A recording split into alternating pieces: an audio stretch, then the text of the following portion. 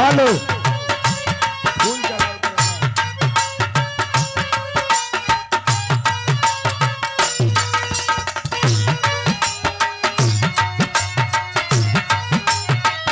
वाह वाह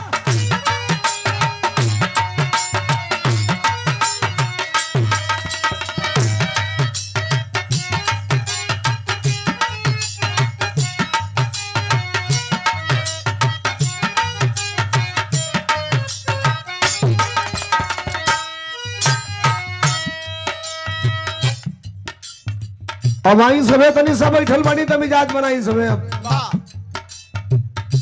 वंदना से पहले बहुत पूरी का तरज तनी से खोल भैया के। हेलो हेलो हेलो देर हो गई। हेलो हेलो एक निवेदन बा आप लोगों से, इतनी घड़ी शादी ब्याह तिलक तेरही सोरही में कहीं जाई सबे। एक जनी काल घर मालिक हमके डांटे लगल, मर्दे तू राशन हमार जियान करा देबा। हाथ जोड़ के इतनी घड़ी हम लगन में जहां जातनी सचेत करो तनी कि ये भैया सबे कुल खाना खाई सबे। तिलक ब्याहे बराती तेरही सोरही में अगर पनीर बनल होगे तो के टार दलो भैया, साग खा लो, चटनी खा लो, ठीक बा। जितना बाजारी में पनीर मिलता सब 2 नंबर का मिलता, वो जहर है, पॉइजन है। अबे 2.5 कुंटल पनीर हमारी जिला में देवरिया जिला में पकड़ाई हन नकली, जेसीबी से गढ़ा खुनवा के और वही में डलवा के ओके पुलिस तो जनतनी सबे दूधवो का नहीं खे रहत।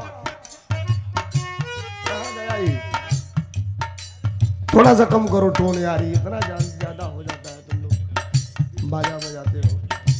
हेलो ये दूध हो कर नहीं खे रहा। 0 और 1 पॉइंट के बीच में डिले करो बस। पाग सबको तो के बुझाला तो उतने पे होके कह दो। अलग अलग आदमी का अलग अलग वेराइटी बा। 2 चीज सामाजिक परिवेश में गीत धुन तरज का व्यक्ति के जीवन में बड़ा मतलब होता है। आई समय कुल बात में हुई तनी बैठल बनी सबे तो गाना का शुरुआत हो एक लाइन वंदना से। वंदना से पहले भोजपुरी का तरज एगो लड़का एगो लड़की से कहले रहल का कहलस।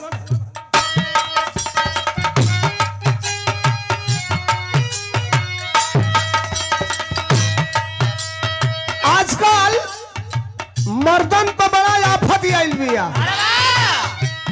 कॉप कटा के हरियर का ड्रम में भरा के और सीमेंट बालू से तो पा जाई 100 एकड़ कोनो गारंटी बाओ नहीं।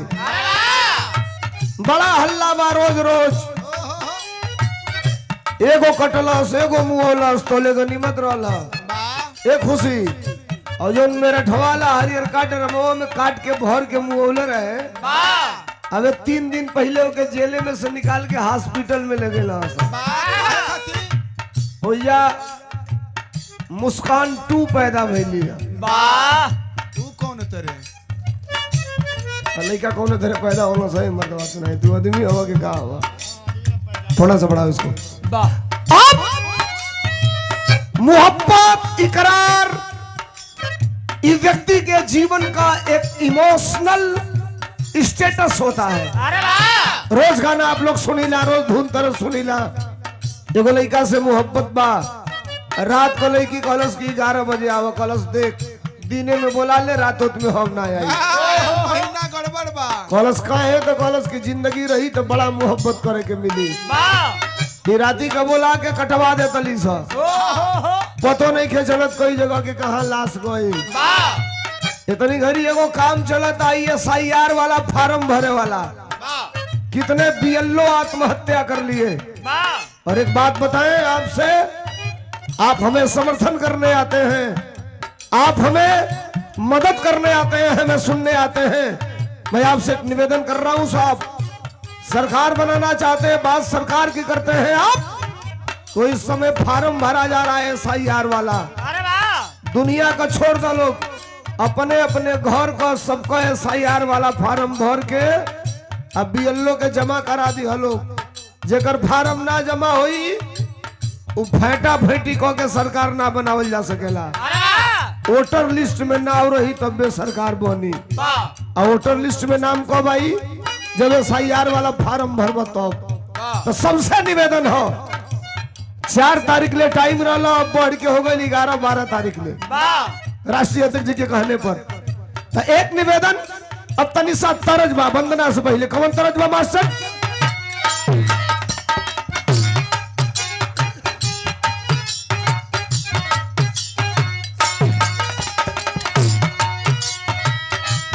लड़का लड़की से कहलस, का कहलस? बहलावे खातिर दिल हमसे,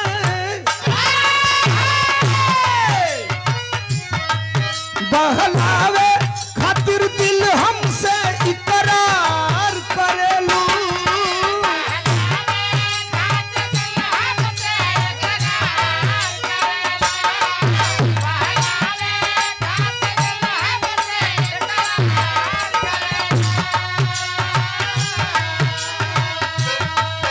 बहलावे खातिर दिल हमसे इकरार करेलू। हम जाना पानी के करा से तू प्यार करेलू। हम जाना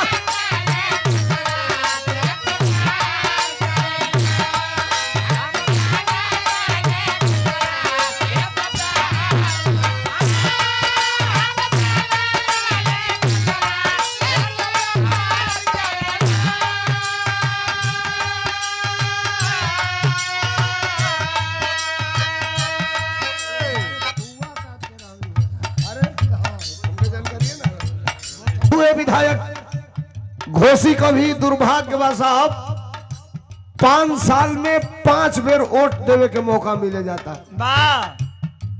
गिन लीजिए, 2022 में विधानसभा चुनाव हुआ 1, लोकसभा का चुनाव हुआ 2, और तब तक उपचुनाव हुआ 3। सुधाकर सिंह दिवंगत हो गए, 6 महीना से ज्यादा किसी सीट को खाली नहीं रखा जा सकता। उपचुनाव होगा, एक बार और वोट देने का मौका मिलेगा 4, अतोले 27 में मेन चुनाव आ जाई, देखो हो जाई 5। 5 साल में 5 बार वोट देने का घोसी को मौका मिलने जा रहा है। आदरणीय कमला झा के नमस्कार बा, प्रणाम बा। जितने हमारे गार्जियन हैं आप सबको नमस्ते प्रणाम बा, आशीर्वाद में शांति के बंधु। और हमारे रमेश भैया जब से एली हजा तब से बड़ा आदर सत्कार सेवा करत हमन। दुआरी पर लिया गई बारात बिरहार हुए वो जेंस से हमार गाजीपुर। जब ये गाना का कहूँ तो कहूँ से एक बार और दोहरा दो भैया, फिर एक बार कहूँ। आजकल कलाकारों जब खड़ा होता ना तो इतना तेज ढोलक हारमोनिया का आवाज, इतना तेज माइके का आवाज, जोर लगाओ तो न सके, तनी साउंड टाइट कर दिया तो फिर गड़बड़े हो जाई। गड़बड़ी बा कि खूब तेज बजवाई बा, खूब तेज चोकरबा, पब्लिक के साफ साफ बुझाए के तो चाहिए कि के का गावता या के का बजावता। ढोलक हारमोनिया का आवाज तेज हो जाई तो टेरी वाला कितनो तेज बोली लो, कोरस वाला लोग को ये ना बुझाई कि का होता। बम दे मारी वही में उठिया गल सब जाने का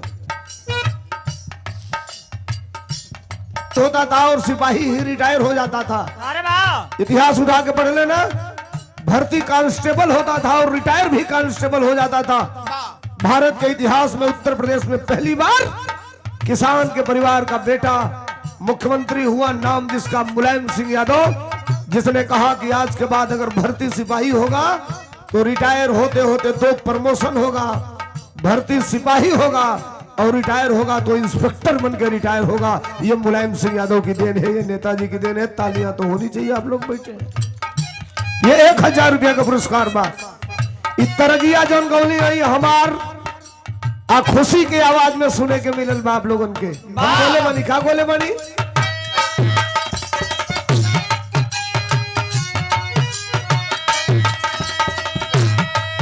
बहलावे खातिर दिल हमसे इकरार करेल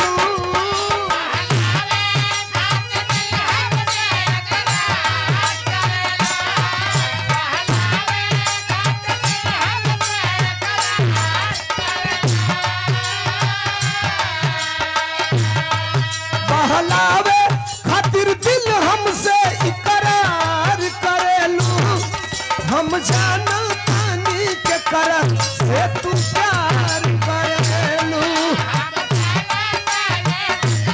ओहो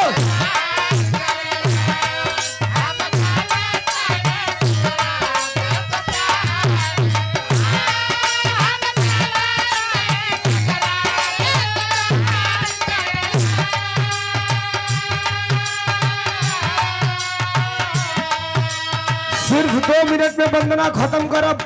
इस गाना को जब गया कवि ने लिखा तो हमने कहा गुरुजी आपने बेईमानी कर दिया मेरे साथ।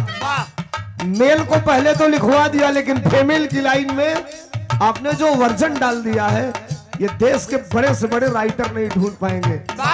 हम तो ही कहले वाली तो खुशी हमके जवाब देने वाली वही गरबा में दूगो मुखड़ा बा ई कहले वाली का कहले वाली दिलवा में बसल हमारे तू दिलवा में बसल हमारे तू तस्वीर हवा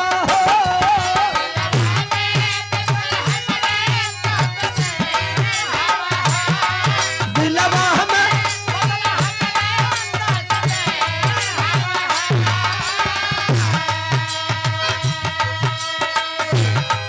दिलवा में बसल हमारे तू तस्वीर हवा हो हम राजा हई तू हई हमारी हीर हवा हो हम राजा हई तू हई हमारी हीर हवा हो